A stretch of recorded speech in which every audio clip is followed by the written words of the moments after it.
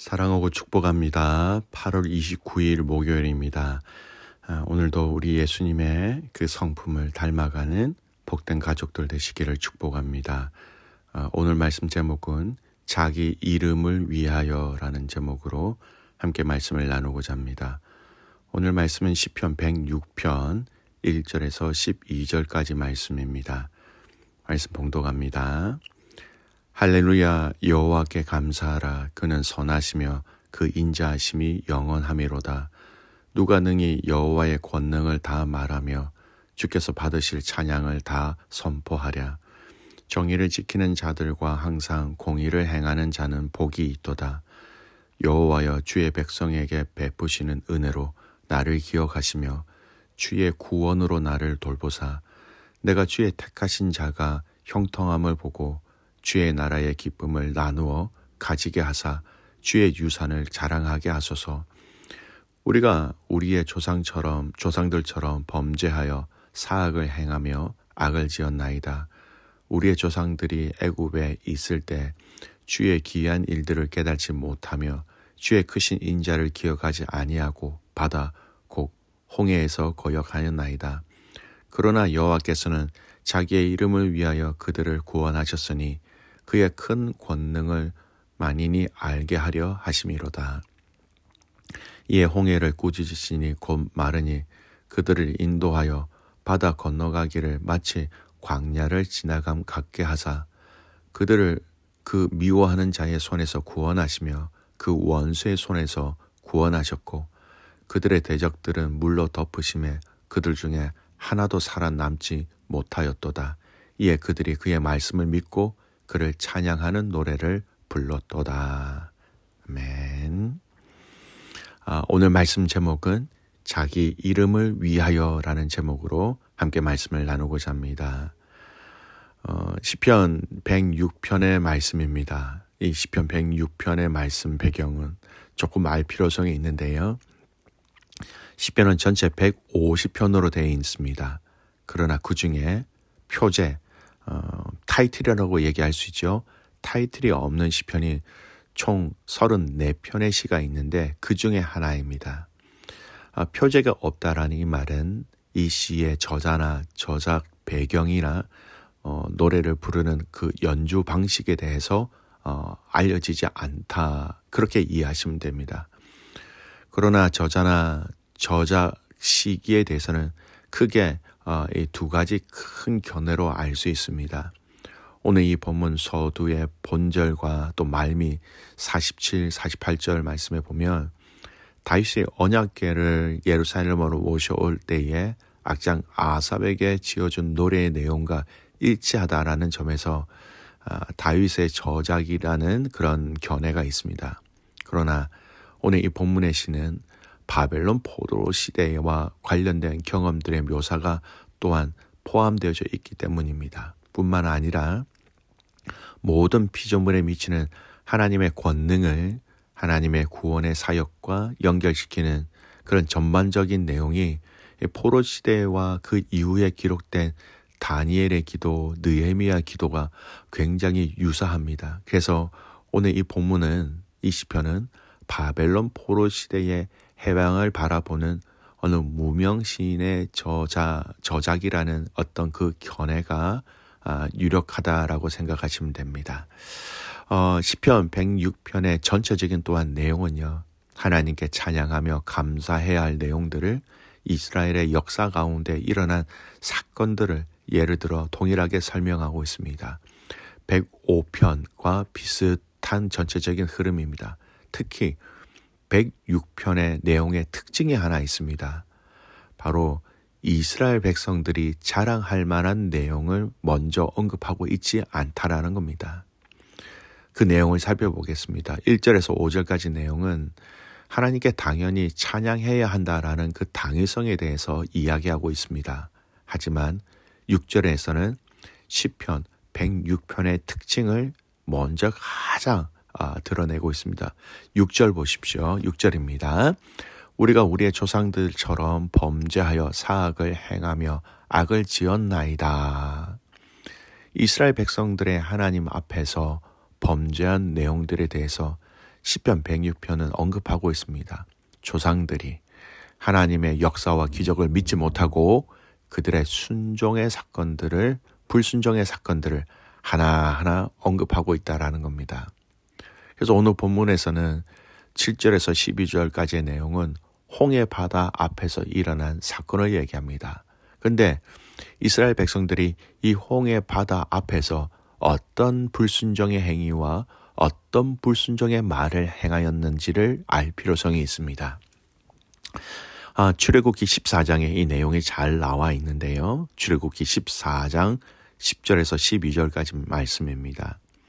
바로가 가까이 올 때에 이스라엘 자손이 눈을 들어 본즉 애굽 사람들이 자기들 뒤에 이른지라. 이스라엘 자손이 심히 두려워하여 여호와께 부르짖고 그들이 또 모세에게 이르되 애굽에 매장지가 없어서 당신이 우리를 이끌어내어 이 광야에서 죽게 하느냐. 어찌하여 당신이 우리를 애굽에서 이끌어내어 우리에게 이같이 하느냐. 우리가 애굽에서 당신에게 이른 말이 이것이 아니냐. 이러기를 우리를 내버려 두라. 우리가 애굽 사람들을 섬길 것이라 하지 아니하더냐. 애굽 사람을 섬기는 것이 광야에서 죽는 것보다 낫겠노라. 여러분, 홍해 앞에서 어떤 분위기로 사람들이 얘기하고 있습니까? 하나님의 애굽에서 구원해 주셨는데 그 은혜에 대한 감사와 찬양은 도저히 찾아볼 수 없고 하나님 탓, 또 오히려 하나님을 꾸짖는 것 같은 그런 마음과 표현을 하고 있었다라는 겁니다. 오늘 시편 106편의 말씀은 이런 홍해 바다 앞에서 이스라엘 백성들, 그들의 조상들의 패역한 모습을 이야기하면서 그럼에도 불구하고 하나님의 이 이스라엘 백성들을 홍해라는 이 장애물에서 구원해내셨고 살려주셨고 인도하셨다라는 그 점을 부각시키고 있는 것입니다. 그러한 내용이 오늘부터 시작해서 우리 토요일 내용의 그 본문까지 이어지고 있다라는 것입니다. 즉 이스라엘 백성들의 원망, 불평, 그리고 불신을 이야기하고 있지만 그럼에도 불구하고 하나님의 선하신 인도하심으로 이스라엘을 구원해내셨다라는 그 점을 강조하고 있다라는 것입니다. 여러분, 하나님께서 패역한 백성들을 보시고도 그럼에도 불구하고 하나님께서 구원하셨다라는 것이죠. 그 내용을 오늘 본문에서는 7절 이렇게 표현하고 있습니다. 7절을 보십시오. 우리의 조상들이 애굽에 있을 때에 주의 기이한 일들을 깨닫지 못하며 주의 크신 인자를 기억하지 아니하고 바다 곧 홍해에서 거역하였나이다. 이스라엘의 불순종, 믿음 없음을 이렇게 표현하고 있습니다. 그 땅에 있을 때에도 홍해 앞에서도 하나님에 대해서 이스라엘 백성들은 불평하고 불신하는 그런 상황 속에서 하나님은 그럼에도 불구하고 구원해줬다라는 것이 바로 8절에 이어집니다. 8절 보십시오. 그러나 여호와께서는 자기 이름을 위하여 그들을 구원하셨으니 그의 큰 권능을 만인이 알게 하려 하심이로다.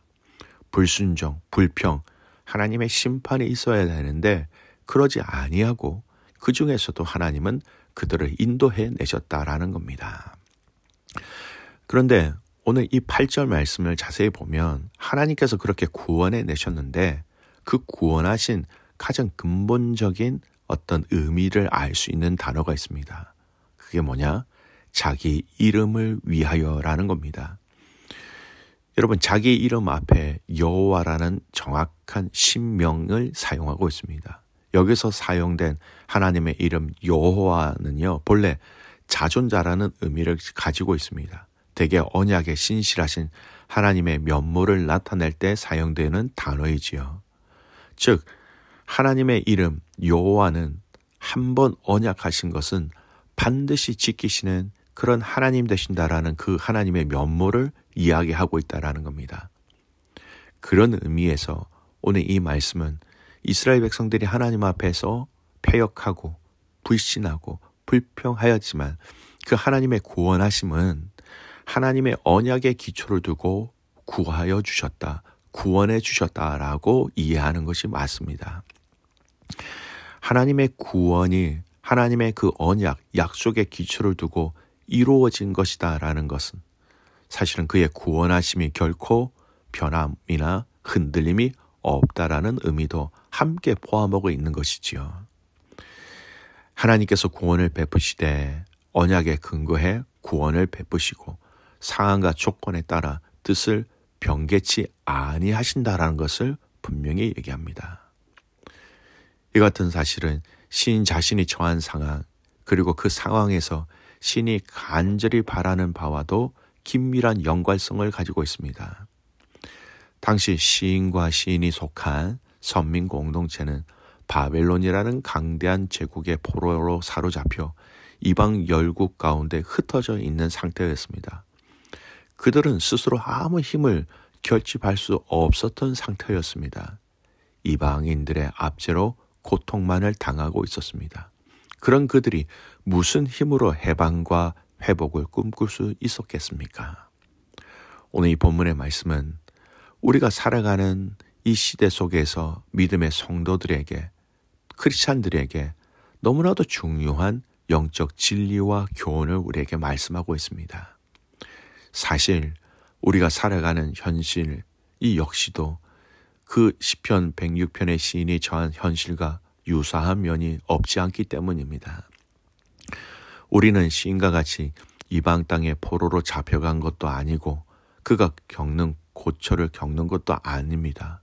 그러나 우리가 살아가는 현실은 공중권세 잡은 마귀가 온갖 악한 도모를 다하고 성도를 핍박하고 미혹하는 중에 있다라는 것입니다.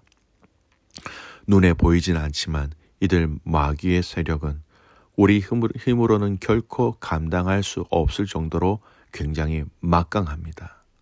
또 우리는 한시 앞 일도 예상할 수 없을 만큼 초조하고 불안한 생을 살아가고 있는 것이 역시 마찬가지입니다. 이러한 현실만을 놓고 생각해 볼 때 우리는 결코 우리의 구원을 우리 스스로 장담할 수 없습니다. 그러나 이러한 현실 가운데서도 우리는 하나님의 구원하심을 확실히 신뢰할 수 있습니다. 왜냐고요? 우리 구원은 우리의 능력, 유무에 달려있지 않고 우리가 처한 상황의 호불호에 달려있지 않고 오로지 한번 구원하시기로 작정한 성도를 끝까지 돌보시는 하나님의 신실하심에 달려있기 때문이었습니다.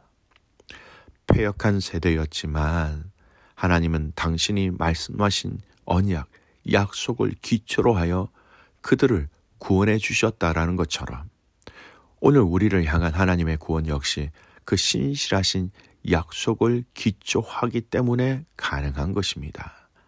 이 의미가 오늘 본문 말씀에 자기 이름을 위하여 구원하시는 하나님이라는 겁니다. 당신의 이름을 걸고 당신이 말씀하신 그 말씀의 신실성을 보장하고 계시다라는 것이지요. 자기 이름을 위하여 그 말씀의 신실하심을 지키시는 그 하나님이 우리를 구원하시고 우리를 돌보시고 우리를 이끄시고 우리와 함께 하신다라는 것입니다. 사랑하는 성도 여러분, 오늘 우리의 구원의 그 은혜와 그 감사와 그 함께 하심의 그 은혜가 우리가 아니라 자기 이름을 위하여 신실하신 하나님, 그 언약 때문에 오늘 그 영광과 은혜가 우리 안에 있다라는 것을 잊지 마시기 바랍니다. 오늘 하루 살아가는 여러분의 삶 그 한가운데서 하나님의 신실하심을 약속하신 그 하나님의 영광을 함께 누리고 체험할 수 있는 저와 여러분이 되시기를 주님의 이름으로 축복합니다. 아멘. 기도하겠습니다. 하나님 아버지, 하나님의 크신 은혜와 사랑에 감사와 찬송과 영광을 올려드립니다. 신실하신 하나님, 좋으신 하나님, 그 하나님의 사랑이 얼마나 크고 감사한지 오늘도 말씀을 통하여 알게 해 주셔서 감사합니다. 하나님, 자기 이름을 위하여 그 구원의 길을 계속해서 우리에게 허락하신 하나님을 기억하게 하시고 자기 이름을 앞에 두시고 그 약속하신 언약을 신실하게 지키시는 하나님으로 인하여 오늘도 우리가 승리하며 감사하며 기뻐하며 나아가는 복된 하루 되게 하여 주시옵소서. 더욱더 하나님을 사랑하게 하시고 더욱더 하나님을 신뢰하는 복된 하루가 되며 복된 성도들이 되기를 소원하며 살아서 역사하시는 예수님의 이름으로 기도드리옵나이다. 아멘.